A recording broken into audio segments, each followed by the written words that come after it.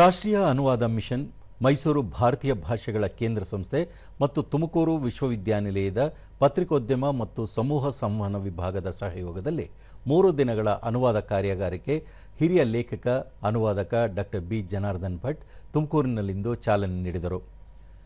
ಈ ವೇಳೆ ತುಮಕೂರು ವಿಶ್ವವಿದ್ಯಾನಿಲಯದ ಪರೀಕ್ಷಾಂಗ ಕುಲಸಚಿವ ಪ್ರೊಫೆಸರ್ ಎಚ್.ಎಸ್. ಮೋಹನ್, ಕಲಾ ವಿಭಾಗದ ಡೀನ್ ಪ್ರೊಫೆಸರ್ ಕೆ.ಜಿ. ಪರಶುರಾಮ್, ರಾಷ್ಟ್ರೀಯ ಅನುವಾದ ಮಿಷನ್ ಪ್ರತಿನಿಧಿ ಡಾಕ್ಟರ್ ತಾರಿಕ್ ಖಾನ್ ಹಾಗೂ ಡಾಕ್ಟರ್ ಛಾಯಾದೇವಿ, ಸಂಶೋಧನಾ ವಿದ್ಯಾರ್ಥಿಗಳು ಉಪಸ್ಥಿತರಿದ್ದರು.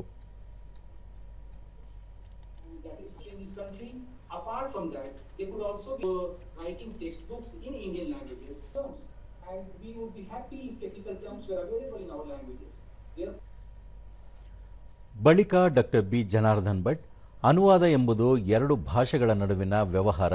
ಭಾಷಾಂತರಕಾರರಾಗಿ ಬೆಳೆಯಬೇಕಾದವರು ಆಯಾ ಭಾಷೆ ಮತ್ತು ಸಂಸ್ಕೃತಿಯ ಅರಿವು, ಅಧ್ಯಯನ ಹೊಂದಿರುವುದು ಮುಖ್ಯವಾಗುತ್ತದೆ ಎಂದು ತಿಳಿಸಿದರು. ಈ ನಾಲೆಜ್ ಟೆಕ್ಸ್ಟ್ ಅನ್ನು ಅನುವಾದ ಮಾಡಬೇಕಾದ್ರೆ ಅದಕ್ಕೆ ಅದರದ್ದೇ ಆದ ತಜ್ಞರು ಬೇಕಾಗ್ತದೆ.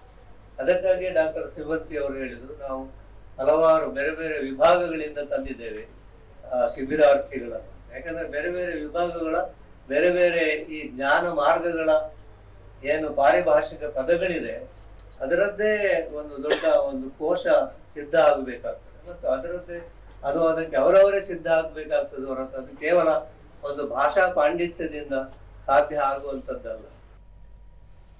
Professor KG. ಪರಶುರಾಮ್, ಭಾಷೆಯನ್ನು ಅನುಭವಿಸಿ ಅನುವಾದಿಸಿದರೆ ಈ ಕ್ಷೇತ್ರದಲ್ಲಿ ವಿಪುಲ ಅವಕಾಶಗಳಿವೆ ಎಂದು ತಿಳಿಸಿದರು.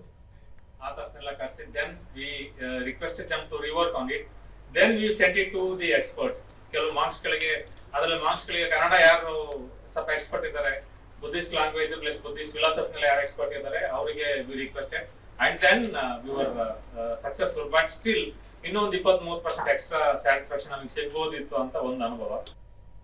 ಪ್ರೊಫೆಸರ್ ಎಚ್.ಎಸ್. ಮೋಹನ್, ಯಾವುದೇ ಭಾಷೆಯ ಸಾಂಸ್ಕೃತಿಕ ಒಳ ಸಂಬಂಧಗಳನ್ನು ಅರಿತಾಗ ಆ ಭಾಷೆಯ ಅನುವಾದ ಪ್ರಕ್ರಿಯೆ ಸುಲಭವಾಗುತ್ತದೆ ಎಂದು ಅಭಿಪ್ರಾಯಪಟ್ಟರು. ಜನರ ಜೀವನ ವಿಧಾನವೇ ಸಂಸ್ಕೃತಿ.